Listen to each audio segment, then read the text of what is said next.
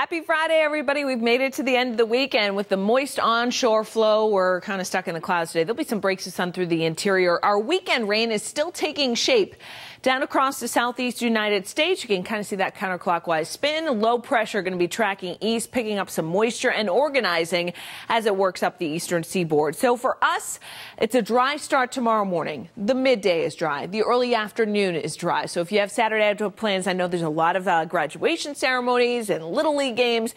Anything you have planned going to be good to go for the first, I'd say, 2/3 of the day. Rain does arrive as light showers first into central Massachusetts right around 4 or 5 o'clock, and that does gradually spread east and fills in during the evening hours. It pours Saturday night into early on Sunday morning, and then that heaviest band of rain will shift north, but we are left with scattered light rain showers, pockets of drizzle, patchy fog for the rest of the day on Sunday for the most part, and that's going to add up our totals here, 1 to 2 inches for many of us.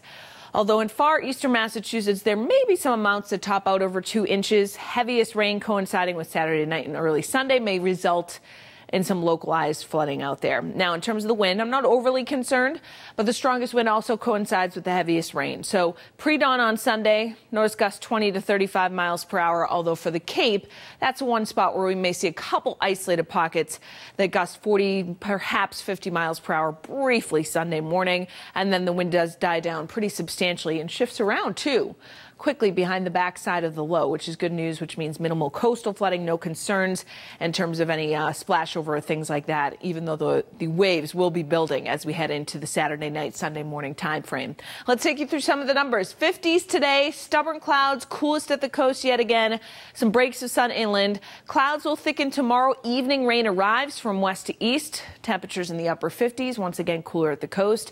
Heavy rain on Saturday night. Wind increasing off the ocean will gust occasionally over 20 miles per hour, and then that early morning rain tapers to showers, 50, cool, wet, raw for the remainder of Mother's Day. If you're headed to Fenway, Sox and Rays next few days, right? Cool and dry tonight, right around 50. Rain will be approaching, so I would have the umbrella or at least the raincoat with you for tomorrow night's game if you're headed to Fenway. Showers, chilly. We'll see if we can sneak it in Sunday. 1:35 first pitch. It's going to be damp and raw through the day. Monday, leftover showers. Temperatures will be in the upper 50s. Then we turn it all around on Tuesday. The sun's going to be back out. Temperature's going to be up around 70. Wednesday, upper 70s. There may be an isolated shower on Wednesday and Thursday, but I didn't even put it in here for now. We're going to look at the positive here. The big time warm up and pattern shift comes in. We should be pushing 80 plus for many on Thursday. The one thing we'll watch for the end of next week is a little cold front that may come down and cool us down ever so slightly, but we've held it off for now.